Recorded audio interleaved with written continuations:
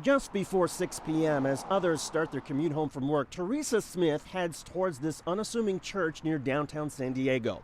But it's not religion she's after.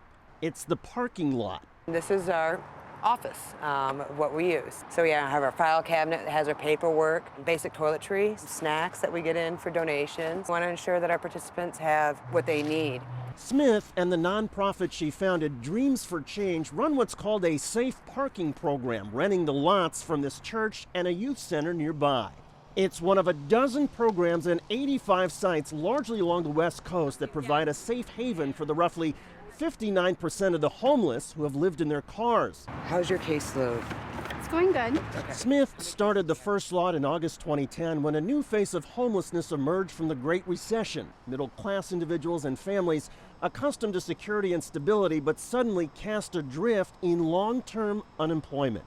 They would go down to the shelters, come back in tears saying, that's not me. I'm not really homeless, I'm just in between right now. What do I do? Where do I go? Now, says Smith, 76% of those in the lot report some sort of income, but struggle with underemployment or jobs that pay just a fraction of what they're used to. Just because you're homeless doesn't mean you're not working. Just because you're homeless doesn't mean you don't want to work. You do, because you want the security that you had. 57-year-old Catherine Williams worked as a receptionist until she was laid off in 2009. She then found work as a librarian's assistant, but that $10,000 salary barely paid for a motel room. 4 weeks ago, she lost her library job and moved into her car. Having found this place, it made it a lot easier. You parked on the side of the street, the police are going to come along and, wake up, get out, go away. Smith says seniors 55 and older make up 1 in 5 of those parked in the lots.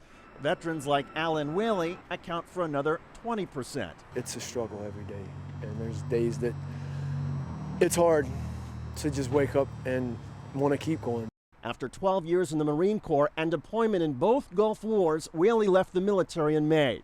He's finishing a degree in biomedical engineering and looking for full-time work, but so far he has only landed part-time gigs. That's the reality we live in nowadays for a lot of us. I'm just one of many veterans that is in a situation like this. The safe parking program has strict rules. You must be in by 9 p.m. and out by 7 a.m. There is zero tolerance for alcohol, drugs, or violence, a criminal check for new applicants, and an agreement to have one-on-one financial counseling.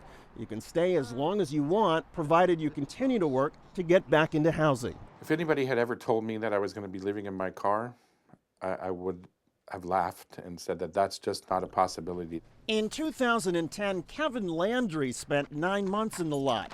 Unable to find work for 2 years, he had depleted a healthy savings account from a collections job that had once earned him 6 figures. The kinds of people on the lot with me were professionals, attorneys, and there was a nurse. If they weren't on my lot, they were the people who used to live next door to me in my house.